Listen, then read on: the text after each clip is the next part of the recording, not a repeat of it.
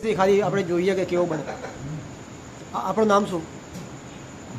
દાદા બોલ, તમારું નામ શું? ઈશ્વરભાઈ, પ્રેમાભાઈ, રોહિત. ચલો, ગામમાં તમે સરપંચ બનો તો તમારું પહેલું કામ કયું હશે?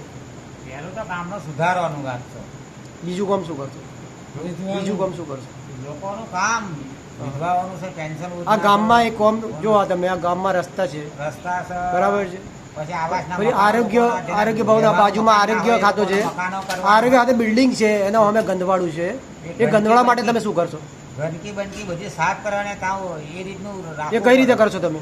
એ રીતે તે માણસો મૂકવા પડે કે અહીંયા કોઈ ગંદકી તો કરે. એની મિનિંગ એવું કે અત્યાર સુધી જે સરપંચો આવ્યા હા. બધા કોમના નહોતા, એમણે કશું કામ કર્યું નથી, એટલે તમે આવશો એટલે તમે કરશો. ગામમાં છે કઈ સરપંચ? હે? અત્યારે સરપંચ જ ચાલે. અરે જ્યારે સરપંચ હતા ત્યારનું ગંધવાડું છે, એક વસ્તુ સમજો, બરાબર છે. એ માન કે એ સરપંચે કશું કર્યું નહીં, એટલે તમે આવશો એટલે કરશો. સરપંચ આવે તો સરપંચ બન્યા પછી તો કરે જ ને. બરાબર, એટલે તમારી ઈચ્છા કરી સરપંચ બનવાની?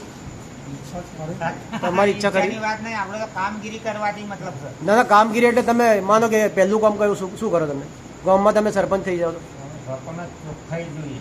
એટલે પણ સરપંચ સવારે નહીં નાખે એટલે ચોખ્ખા થઈ જાય સરપંચ. ચોખ્ખાઈ એટલે ગામનું સફાઈ છે. હા, ગામમાં સફાઈ એટલે કઈ રીતે કરો તમે? ચોખ્ખાઈ એટલે ગામમાં વ્યવસ્થિત માણસો રાખી અને ચોખ્ખાઈ રાખવી પડે ગામમાં તો જ સરપંચ. તો એ આ જે અગાઉ કમિટી હતી પંચાયતની, એમને આ વસ્તુની ખબર નહોતી કે એક માણસો રાખીને ગામમાં સાફ સફાઈ કરે છે? સરપંચે કશું ધૂળ હોય ત્યારે ખબર પડે ને. એટલે સરપંચ ખેતરમાં જ રહે છે એમ? એકદમ નહીં, પણ ચોખ્ખાઈ કરવી પડે અને શું કોનું કામ છે એ કામ કરવું પડે.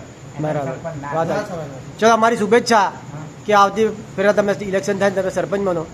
તમારો ખૂબ ખૂબ આભાર.